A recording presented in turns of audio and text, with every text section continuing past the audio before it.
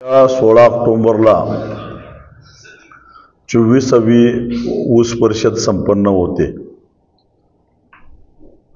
कधी काळी राज्य साखर संघात किंवा बारामतीमध्ये ठरणारा ऊसाचा दर 24 वर्षापूर्वी पहिल्यांदा आम्ही जयसिंगपूरला एक ऊस परिषद घेऊन शेतकऱ्यांच्या बांधावर ऊसाचा दर ठरवण्याची परंपरा सुरू केली आणि ती आज तागायत सुरू आहे। उद्या ह्या ऊस परिषदेला 24 वर्ष म्हणजे 2 टप्प पूर्ण होत आहेत। यावर्षी महाराष्ट्रामध्ये ऊसाखालचं जे क्षेत्र आहे त्या क्षेत्रामध्ये फारशी घट झालेली नसली तरी 10 जूनपासून पडणारा सातत्यानं जो पाऊस आहे त्या पावसामुळं एकरी 8 ते 10 टनाचं ऊसाचं उत्पादन घटलेलं आहे। पैशामध्ये हिशेब करायचा झाला तर एकरी 30,000 रुपयाचं नुकसान ऊस उत्पादक शेतकऱ्याचं झालेलं आहे। काही अपवाद वगळता हे जे नुकसान आहे सरकारच्या कुठल्या निकषामध्ये बसत नाहीत, त्यामुळे ते शेतकऱ्यालाच सोसावं लागणार आहे। हे चित्र एका बाजूला आहे। दुसऱ्या बाजूला साखर कारखान्यांनी हव्यासापोटी लालसेपोटी कारखान्यांची गाळप क्षमता वाढवल्यामुळं यावर्षी सीझन 3 महिने तरी चालेल का नाही अशा प्रकारची शक्यता तयार झाली आहे, शंका तयार व्हायला। गेल्या वर्षी 85 ते 95 दिवसातच साखर कारखाने बंद झाले होते, त्याच्याही कमी दिवसामध्ये यावर्षी गाळप होण्याची शक्यता तयार झालेली आहे। एका बाजूला सरकारनं साखर कारखान्यांना एक संरक्षण दिलं। 25 किलोमीटरच्या परिघामध्ये दुसरा कारखाना नोंद होणार नाही याचं, पण त्याचवेळी सरकारनं या साखर कारखान्यांनी जे अवास्तव विस्तारीकरण सुरू केलं त्याच्याकडे जाणीवपूर्वक कानाडोळा केला। 2,500चा कारखाना 5 वर गेला, 5चा 10 वर गेला, 10चा 15 वर आणि काही कारखाने 20,000 वर गेलेले। क्षेत्र तेवढंच राहिलं आहे आणि बोगस रेकॉर्ड तयार केलं सगळं। आमच्याकडे ऊस उपलब्ध एवढा आहे, असं आहे तसं आहे। मग यांच्याकडे एवढा ऊस उपलब्ध होता म्हणून तर सरकारनं यांना विस्तारीकरणाची परवानगी दिली। मग हे 200-200 किलोमीटरवरनं ऊस का आणतात आणि त्याच्या वाहतुकीचा बोजा ऊस उत्पादक शेतकऱ्यांच्यावर का? याचं कारण आमची आता ऊस वाहतूकदारांची संघटना आहे, त्यामुळे वाहतूकदारांच्याकडनं आम्ही सगळे आकडे घेतले। तोडणीचा खर्च महाराष्ट्रात सगळीकडे सारखाच आहे, टनाला 439 रुपये, पण वाहतुकीचा खर्च मात्र अगदी जास्तीत जास्त भाडं ज्या कारखान्यांना दिलेलं आहे त्यांचं काढलं तरी सुद्धा पहिल्या 25 किलोमीटरमध्ये 259 पेक्षा जास्त भाडं होत नाही। तोडणी 439, 259 रुपये भाडं आणि वरचं कमिशन असं धरलं तर 750 ते 777 हे मॅक्झिमम 25 किलोमीटरच्या रेंजमध्ये असणाऱ्या शेतकऱ्यांचं तोडणी वाहतुकीचं खर्च यायला पाहिजे आणि कारखाने तेवढेच देतात। वाहतूकदारांना काय आमच्यासारखं आमच्या बिलातनं 1,000 रुपये कापून घेतात म्हणजे त्यांना 1,000 रुपये देत नाहीत, त्यांना किलोमीटर प्रमाणेच भाडं मिळतं। मग जर का तुम्ही एका बाजूला कायदा करून 20-25 किलोमीटरचं संरक्षण घेतलेलं आहे तर मग वाहतुकीचा खर्च तोडणी आणि वाहतुकीचा मिळून 150 रुपये शेतकऱ्यांच्या माथ्यावर का? तर तो साधारणपणे 775 ते 780, 750 ते 780 या रेंजमध्येच असला पाहिजे। म्हणजेच साधारणपणे टनापाट्यामुळे 2,500 रुपये ही ऊस उत्पादक शेतकऱ्यांची लूट व्हायला लागलेली आहे। या संदर्भामध्ये सुद्धा यावर्षीच्या ऊस परिषदेमध्ये आम्ही सविस्तर चर्चा करणार आहोत। होतं काय की 300 आणि 400 किलोमीटरचा ऊस आणायचा, त्याची वाहतूक आणि तोडणी मिळून जवळ 1300-1400 रुपये होतं आणि तो विभागून सगळ्या जवळच्या शेतकऱ्यांच्यावर टाकायचा। बरं त्या लांबून आणलेल्या ऊसाची रिकव्हरी कमी, त्यामुळे जवळच्या शेतकऱ्यांच्या रिकव्हरी पण डाऊन होतोय. तिथं जवळपास 1% गेला की आमचं 346 रुपये गेलं. तर अशा पद्धतीनं म्हणजे लांबच्या ऊस जो एवढ्या लांबून यांना ऊस देणार तो आडला नडलेलाच देतो आणि तो काटा पेमेंट आणला जातो. म्हणजे 2425ला खरेदी करायचा आणि इथं कारखान्याला शेतकऱ्यांच्या खर्चानं आणायचा आणि त्याचं 3032 रुपये भाव घ्यायचा कुणाच्या तर नावावर एंट्री दाखवून आणि वरचे पैसे खिशात घालायचे. हे धंदे सर्रास साखर कारखान्यांच्या मध्ये व्हायला, म्हणजे एक ऊस माफियाचा एक नवा वर्ग ह्याच्यामध्ये तयार व्हायला लागलेला आहे. आणि हे आम्हाला कदापि मान्य नाही. जेवढं आमच्या शेतापासून ऊसाची वाहतूक होईल तेवढंच वाहतूक देण्यास आम्ही बांधील आहोत. लवादानं जे काही तोडणीला बांधून दिले ती द्यायला आम्ही बांधील आहोत. बाकीचा तोडणी वाहतुकीचा खर्च शेतकऱ्यांच्यावर टाकू नये अशी भूमिका या ऊस परिषदेमध्ये आम्ही निश्चितच घेणार आहोत. त्यामुळं आहे या परिस्थितीमध्ये शेतकऱ्याला 200 ते 250 रुपये ऊसाचा दर वाढून मिळू शकतो. हा झाला एक मुद्दा. त्याच्यावर सविस्तर आम्ही चर्चा या ऊस परिषदेमध्ये करणार आहोत. दुसरा मुद्दा, सातत्यानं याची चर्चा आमच्या कानावर पडायला लागलेली आहे. टेक्नॉलॉजीला आम्ही कधीच विरोध केलेला नाही, पण ही टेक्नॉलॉजी एकांगी असू नये, कारखानदारांच्याच फायद्याची असू नये. कारण ही टेक्नॉलॉजी शेतकऱ्यासाठी नाही आहे शेतकऱ्याच्या फायद्याची, मी मान्य करतो, परंतु जास्त फायदा कारखान्यांचा आहे. कारण त्यांना आता एकरी ऊसाचं उत्पादन वाढल्याशिवाय त्यांची कारखाने पूर्ण क्षमतेनं चालत नाही म्हणून याय म्हणाला. त्याला आमचा विरोधही नाही, चांगली गोष्ट आहे. पण यायचा वापर करून काटामारी आणि रिकव्हरी चोरी सुद्धा झाली पाहिजे असं आमचं मत आहे. आणि हे आता सिद्ध झालेलं आहे. त्याचं प्रेझेंटेशन अनेक कंपन्यांनी केलेलं आहे, आमच्याकडे सुद्धा केलेलं आहे. सॅटेलाइटच्या माध्यमातून यायचा उपयोग करून घेतला तर उभ्या फडाचा, नाहीतरी केंद्र सरकार उभ्या ऊसाचीच किंमत ठरवतं. मग उभ्या ऊसाच्या फडाचा जर का सॅटेलाइट सर्वे केला तर त्या क्षेत्रातून किती टन ऊस निघणार याचा आपल्याला माहिती मिळते आणि किती रिकव्हरीचा ऊस मिळणार ही माहिती मिळते. मग दुधासारखं डेअरीत गेल्यानंतर समजा 3.5 फॅट आणि 8.5 SNF असेल तर त्या पद्धतीनं आम्हाला दर मिळतो. तसं ऊस तोडायच्या आधीच सर्वे करा आणि तुझा एवढ्या रिकव्हरीचा ऊस आहे आणि एवढ्या वजनाचा ऊस आहे असं समजून कारखान्याने थेट शेतकऱ्यावर व्यवहार करावा. ही टेक्नॉलॉजी का शेतकऱ्यांच्यापर्यंत येत नाही आणि हे आणण्याचं वाच्यता कोणच का करत नाही. आमचं म्हणणं आहे की या आणायचं तर उत्पादन वाढीत आणा, काटामारीत आणा आणि रिकव्हरी चोरीत आणा, तर आमचा यायला पाठिंबा आहे. आमची काय हरकत नाही. केवळ तुमच्या स्वार्थासाठी तुम्ही तंत्रज्ञानाचा वापर करणार असाल तर तो आम्हाला मान्य नाही. या संदर्भात सुद्धा आम्हाला सविस्तर अशी चर्चा या ऊस परिषदेमध्ये करायची आहे. गेल्या वर्षभरामध्ये साखरेचे भाव जवळपास स्थिर राहिलेले आहेत आणि ते 4000 ते 4100 या लेवलला आहेत. यापूर्वीचा जर इतिहास बघितला, जेव्हा आम्ही 750 रुपये पहिली उचल घेतली तेव्हा साखर 800 रुपये नव्हती. जेव्हा 1000 रुपये घेतलं त्यावेळी साखर 1100 रुपये होती. जेव्हा 1500 रुपये घेतलं त्यावेळी साखर 1600 होती. जेव्हा 2000 रुपये घेतले त्यावेळी साखर 2100 होती. 2500 घेतलं त्यावेळी साखर 2600 होती. पण मधल्या काळामध्ये मात्र साखर वाढत गेली, आता 4100 पर्यंत गेली, पण आम्ही 3000च्या पुढे काही जाऊ शकलो नाही. याचं कारण या कारखान्याने आम्हाला अतिरिक्त मिळणारा हा जो पैसा आहे तो तोडणी वाहतुकीतून काढून घेतला आणि रिकव्हरी चोरीतून काढून घेतलेला. काटामारीचं प्रकरण वेगळंच आहे. त्यातून तर थेट काळा पैसा तयार होतो आणि सर्रास 10% काटामारीचं प्रमाण चालू आहे.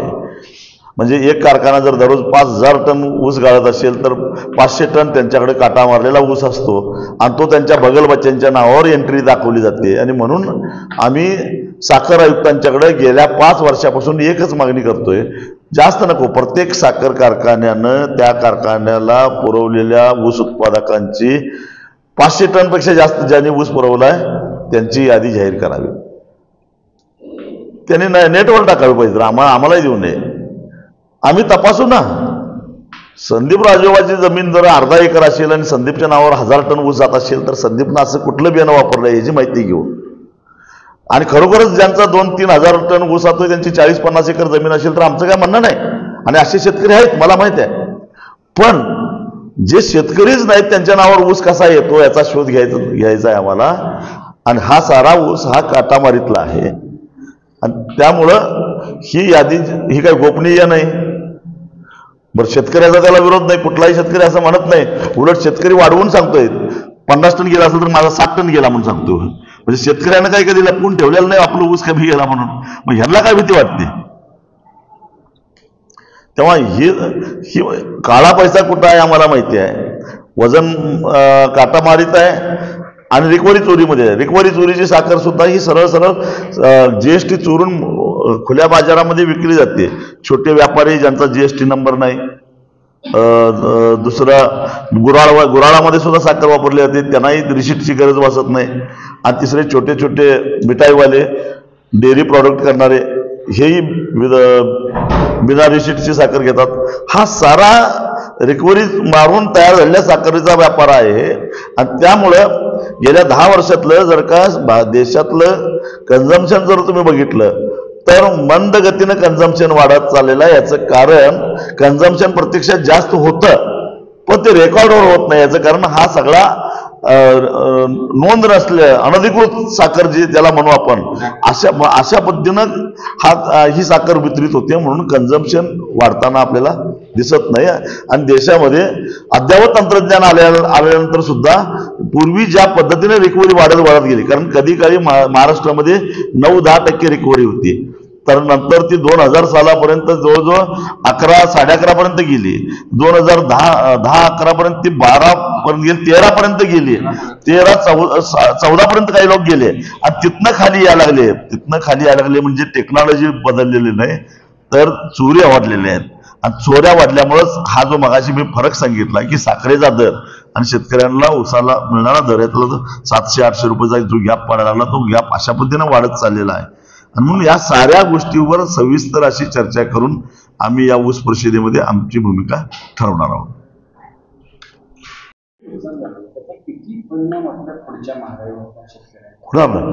मी तुम्हाला सांगतो, सरकारनं जर का नीट उपाययोजना केल्या नाहीत तर आज दिवसाला 8 शेतकऱ्यांच्या आत्महत्या होत आहेत.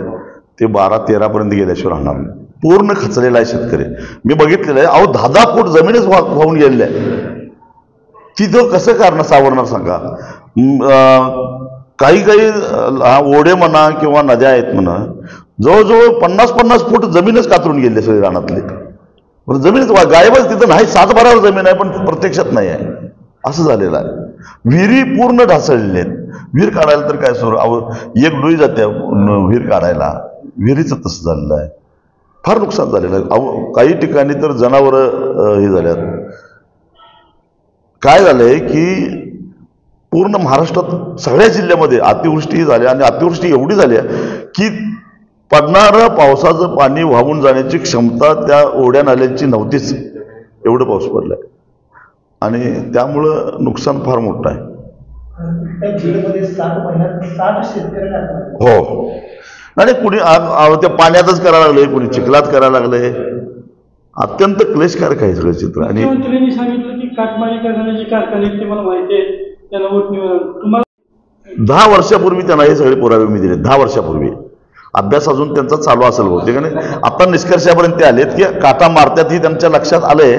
फक्त ते काय म्हणतात की काटा मारलाय तुम्हाला, मला माहिती आहे, आता भाजपमध्ये या नाही तर बघून घेतो, असं असेल त्यांचं. आता सगळेच मारतात. कोणकोणते कुठलं त्यांना चांगलं माहिती आहे. आणि हे कधी ह्यांना कंठ फुटला ज्यावेळी कारखाने म्हणाले की त्यांनी प्रत्येक कारखान्याकडे 25-25 लाख रुपये मागितले होते. ते 25 लाख रुपये देत नाही म्हटल्यानंतर मग ह्यांना कंठ फुटला. म्हणजे हा एक प्रकार ब्लॅकमेलिंगचा प्रकार आहे. 15 रुपये कट करणार म्हणतात, त्यातले 5 शेतकरी 10 रुपये मुख्यमंत्री. म्हणजे हे आपण दलाली ह्या शेतकऱ्याच्या खिशातनं काढणार ते टाकायचं नाही. मग त्यात सुद्धा दलाली. तुम्ही 15च्या 15 दिलास तर एक वेळ समजू शकलो असतो. तुम्ही घेताय 15, 70% दलाली घेता. टक्केवारी एवढी वाढली तुमची अधिकृत आहे. हा, तुम्ही घेताय 15 आणि देताय 5, हा काय प्रकार आहे? आणि मुळामध्ये का शेतकऱ्यांनी द्यावं? ठीक आहे, त्या शेतकऱ्यांचं पण नुकसान झालं नाही काय? जे उरला सुरला ऊस आहे त्यातनं 4 पैसे मिळवायचे आणि त्याच्यावर तुम्ही तुमचा डोळा. बरं मला सांग, 16 लाख कोटी रुपयाची कर्ज राईट ऑफ केली आहे. मग बँका अडचणीत आल्या नाहीत का? मग त्या बँकांची भरपाई करण्यासाठी तुम्ही इतर उद्योगपतींना थोडा टॅक्स लावला का? द्या बाबा थोडं थोडं पैसे, ते बँकांचे पैसे भरून टाका म्हणून. तुम्ही आता जसं ज्या अधिकारवान शेतकऱ्यांना म्हणताय त्या शेतकऱ्यांचं नुकसान भरपाई करायची द्यायची आहे, जरा तुम्ही 15-15 रुपये द्या, तसं उद्योगपतींना हा नियम लावायला पाहिजे ना. अदानी अंबानीकडनं घेतले काय पैसे तुम्ही? तसं बऱ्याच उद्योगपतीने आपल्या कर्ज राईट ऑफ करून बँका अडचणीत आणल्या आणि त्याला आता आपल्याला ते पैसे, ह्या सगळ्या राष्ट्रीयकृत बँका आहेत, म्हणजे सगळे पैसे कोणाचे? जनतेचे. टोल संदर्भात आपण त्या संदर्भात पुढं खरं तर टोल केरळमधल्या एका केसमध्ये सुप्रीम कोर्टानं सांगितलं की जर वेळ वाचणार नसेल, प्रवाशांना खड्ड्यातून प्रवास करावा लागत असेल तर मग टोल का द्यावा, टोल बंद करा, असा आदेश सुप्रीम कोर्टानं दिलेला होता. आता सुप्रीम कोर्टाच्या त्या आदेशाची ऑर्डर मी काढली आणि मग महाराष्ट्र सरकारला, राष्ट्रीय रस्ते विकास महामंडळाला आणि सगळ्यांना पत्र लिहिली, नोटीस दिली मी वकिलामार्फत की कोल्हापूर पुणे राष्ट्रीय महामार्गावरचा टोल सगळे बंद करा. कारण जिथं आम्ही 3.5 तासात पुण्याला पोहोचतो तिथं 7.5 ते 8 तास आम्हाला लागायला लागले. त्यामुळं प्रवासी टोल देणं लागत नाही, त्यामुळे टोल बंद करा. आणि तुम्ही बंद नाही केला तर सुप्रीम कोर्टाचा अवमान केला आदेशाचा, म्हणून तुमच्या विरोधात अवमान याचिका दाखल करावी लागेल. दिलेल्या मुद्दीत कुणाचंच उत्तर आलं नाही. फक्त मुख्यमंत्र्यांनी कलेक्टरना सांगितलं अहवाल पाठवा, एवढंच बाकी काय झालं नाही. म्हणून मग मी कोल्हापूर न्यायालयामध्ये याचिका दाखल केली. त्याची एकदा सुनवाई झाली आणि कोर्टाला एक दुर्दैवानं त्याचं गांभीर्य कळालं नाही. आता नोव्हेंबरची तारीख परत त्याने पुढची टाकली, परंतु आता 16 तारखेला आमचा वकील पुन्हा तिथं मेन्शन करणार आहे की सध्या दिवाळीत सुद्धा प्रवाशांना अत्यंत खडतर प्रवास करावा लागतोय, त्यामुळं आम्ही टोल देणं लागत नाही. त्यामुळं तातडीनं सुनावणी घ्या. या लोकांनी एक प्रकारे सुप्रीम कोर्टाच्या आदेशाचा भंग करून अवमान केलेला आहे आणि यांच्या विरोधात अवमान याचिका दाखल करून गुन्हा दाखल करा अशी मागणी आमचा वकील 16 तारखेला करणार आहे.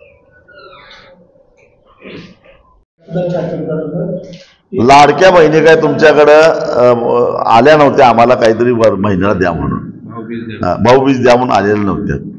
तुम्ही प्रश्न निर्माण केलेला आहे, तुमचं तुम्ही बघायचं. ते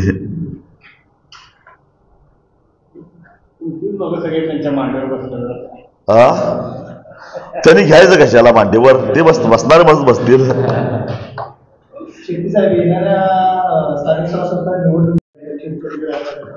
यामुळे आपल्या शेतकऱ्यांकडे दुर्लक्ष होतं असं वाटतं. 100%. आणि ते दुर्लक्ष व्हावं म्हणून हे वाद वारंवार उकरून काढले जातात असं माझं स्पष्ट मत आहे. कधी आय लव्ह यू मोहम्मद, कधी आय लव्ह यू महादेव, कधी अजून काय. हे केवळ आमच्या शेतकऱ्यांच्या प्रश्नावरनं दुसरीकडे लक्ष. अहो एकाचं तरी लक्ष आहे का? 10 मे पासून पाऊस पडतोय म्हणजे शेतमजुरांना शेतात जायला सुद्धा मिळालं नाही. 4 महिने त्यांना काम नाही हाताला. त्यांची चौकशी करायला कोण गेलं काय सांगा बघू मला? आणि शेतमजुरांची संख्या काय थोडी नाही. तर काय त्यांचं, त्याला रोजगारच नाही 4 महिन्यापासून. त्यांनी कशी उपजीविका करायची? कारण सध्या जर आपण बघताय मोर्चे काढतात, यात त्यांना गुंतागुंती करतात. हे जाणीवपूर्वक. आणि मला वाटतं की हे सरकारमार्फत काही लोकांना हे नेमलेलं आहे. अशा पद्धतीनं वाद उपस्थित करा जेणेकरून जनता भरकटत जाईल आणि मूळ मुद्द्याला विसरून जाईल. म्हणून अधूनमधून मग कधी रामदासभाई कदम काहीतरी बोलतात, मग कधी पडळकर काहीतरी बोलतात, मध्ये सदाखोत काहीतरी बोलतोय, अजून काय मग आपल्या हे मुंबईची ती दोघं लाड आणि दुसरं दरेकर आहेतच. हे आहे ठरले. मोहित कंबोज अलीकडे काय जास्त दिसला नाही कुठं. हो नक्की 100%. तुम्हाला एक गोष्ट सांगू का? आषाढी एकादशीला साऱ्या महाराष्ट्रातनं वारकरी चंद्रभागेला येत असतात आणि आंघोळ करून आपलं गावाकडनं आणलेली शिदोरी उघडून बसलेली असतात. आणि मग कुत्र्यांचं नजर त्याच्या भाकरीवर असते, ही भाकरी कशी हडप करायची, मग काय करायचं, 2-3 कुत्री उगाच एकमेकाबरोबर भांडायला लागतात. ती वारकरीच बिचारे, त्यांना ते काय बरं वाटत नाही, ते सोडवायला जातात आणि सोडवायला गेल्यानंतर तिसरं कुत्र येतं आणि सगळं गटलं घेऊन जातंय. तसाच प्रकार चालू आहे महाराष्ट्रात सध्या. होय. मराठवाडा विदर्भात तुम्ही गेला होता का नाही काय मला जिथं जिथं बऱ्याच वर्षापासून आमचे कार्यकर्ते काम करतायत त्या ठिकाणी ते निवडून त्यांची जागा ॲडजस्ट होत असेल, म्हणजे समजा आरक्षण पण त्या पद्धतीनं पाडायला पाहिजे, तर आम्ही पूर्ण ताकदीनं त्या जागा लढवणार आहोत. कोणी आम्हाला मदत केली तर आनंदाने घेऊ, नाही केलं तर स्वबळावर लढू. तुम्ही काय याला पदवीधरला इच्छुक कोण मी? नाही, मी लढलो तर जनतेतनंच लढणार. जावई कुठला सध्याचं एकंदरीत राजकारण पाहत आहे, पुण्यामध्ये गुंडगिरीचं राजकारण.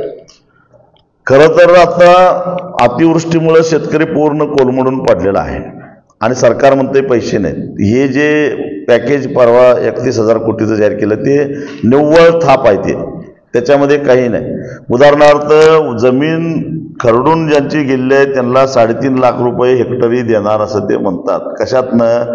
रोजगार हमीतनं. रोजगार हमीच्या कामाची आजची वस्तुस्थिती अशी आहे, रोजगार हमीतून ज्यांनी पाणंद रस्ते केले त्यांना 2-2 वर्षे झाले त्यांची बिलं मिळालेली नाहीत. त्या मजुरांना 2-2 वर्षे झालं बिलं. मजूर 2-2 वर्षे पगारासाठी वंचित राहू शकतो काय हो? पण हे घडलेलं आहे. 2-2 वर्षापासून रोजगार हमीवर काम करणाऱ्या मजुरांची पेमेंट झालेले नाहीत. रोजगार हमीतून ज्यांनी विहिरी खणलेल्या आहेत त्या विहिरीचं पेमेंट 2-2 वर्षापासून झालेलं नाही. मग हे 3.5 लाख रुपये मागचीच बिलं दिलेली नाहीत, कशाच्या आधारानं देणार आहेत? म्हणजे ही सरळ सरळ धुळपीक आहे. दुसरी गोष्ट, शासन निर्णय त्यांनी केला 8,500 वरनं आम्ही 18,500 करणं, वरचे 10,000 जे आहेत म्हणजे 8,500 रुपये केंद्र सरकारचे येणार असं गृहीत धरून केलंय आणि 10,000 रुपये सरकार घालणार. परंतु या सरकारची स्थिती अशी आहे की गेल्या 2 वर्षापासून ठेकेदारांची बिलं दिलेली नाहीत. 3 ठेकेदारांनी आत्महत्या केलीत माझ्या माहितीतल्या, म्हणजे माहीत नसलेली किती आहेत मला माहीत नाही. आणि 90,000 कोटीची थकबाकी ठेकेदारांची आज आहे. ॲम्ब्युलन्सच्या ड्रायव्हरांचा पगार गेल्या 4 महिन्यापासून झालेला नाही. आरोग्य विभागामध्ये काम करणारे कर्मचारी जे कॉन्ट्रॅक्ट बेसिसवर आहे त्यांचे 4-4 महिन्यापासून पगार नाही आहे. ग्रामपंचायत विभागाकडे काम करणाऱ्या सफाई कामगारांचे, स्वच्छता कामगारांचे पगार झालेले नाही. दिवाळी तर होणार आहेत का नाही माहीत नाही. अशा अवस्थेमध्ये हे सरकार हे 10,000 रुपये तरी देणार आहे का?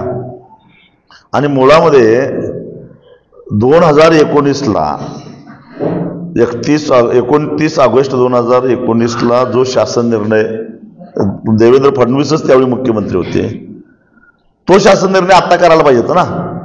तो शासन निर्णय असा होता 29 ऑगस्टचा की ज्या शेतकऱ्यांचं 50% जास्त नुकसान झालेलं आहे त्या शेतकऱ्यांनी त्या पिकावर काढलेलं कर्ज थकीत नसलं तरी सुद्धा पूर्णपणे माफ, आणि ज्यांनी कर्ज काढलेलं नाही त्यांना NDRFच्या नॉर्म्सच्या 3पट रक्कम देण्यात यावी. म्हणजे आता 18,500 रुपये जे काही त्यांनी घोषणा केली त्याच्या 3पट म्हणजे 18-54-55,000 रुपये.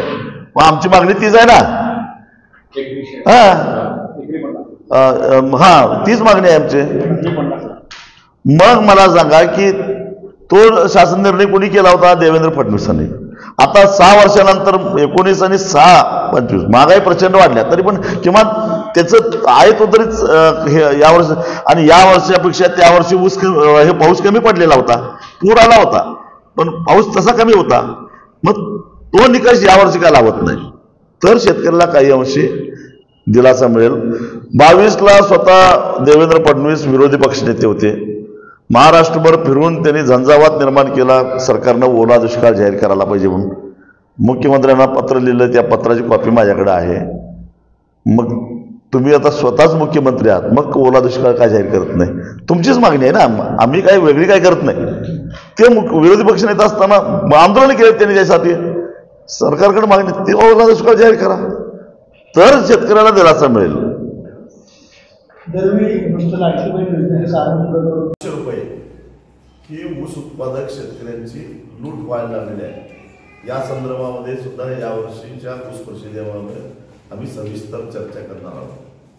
होतं का ऊस आणायचा त्याची तो वाहतूक आणि तोडणी मिळून जवळ 1300-1400 रुपये होतं आणि तो विभागून सगळ्या जवळच्या शेतकऱ्यांच्यावर टाकायचा।